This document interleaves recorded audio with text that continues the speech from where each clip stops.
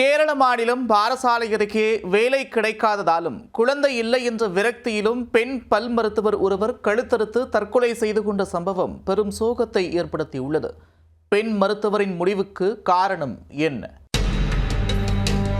பல வருடங்களாக வேலை கிடைக்காத விரக்தி மற்றும் குழந்தை இல்லாத ஏக்கம், கணவர் இல்லாத நேரம் மனைவி எடுத்த விபரீத முடிவு, நாடி நரம்பை நடுங்க வைக்கும் சம்பவம் நடந்தது என்ன?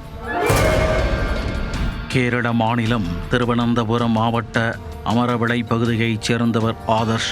இவரது மனைவி 31 வயதான சௌமியா.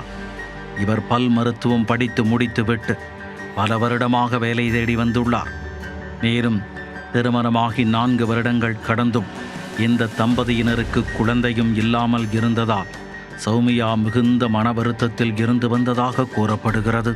இந்த நிலையில்தான் அந்த கொடூரம் அரங்கேறி உள்ளது. மாமியார் மட்டும் வீட்டில் இருந்த நேரத்தில் மன வருத்தத்தில் இருந்த சௌமியா பாத்ரூமுக்குள் சென்று வீட்டு உபயோக கத்தியால் கழுத்து மற்றும் கையை அறுத்து விபரீத முடிவை எடுத்துள்ளார். வெகு நேரமாகியும் சௌமியாவை காணாத நிலையில் வீட்டில் இருந்து எங்கோ சென்று விட்டதாக நினைத்த மாமியார் மகன் ஆதர்ஷுக்கு தகவல் தெரிவித்தார். நீண்ட நேரம் தேடியபோது பாத்ரூமில் கழுத்து அறுத்த நிலையில் கிடப்பதைக் கண்டு அதிர்ச்சியடைந்தார். தொடர்ந்து நெய்யாற்றின் கரை தனியார் மருத்துவமனைக்கு கொண்டு சென்ற நிலையில் அவர் ஏற்கனவே உயிரிழந்ததாக மருத்துவர்கள் தெரிவித்தனர்.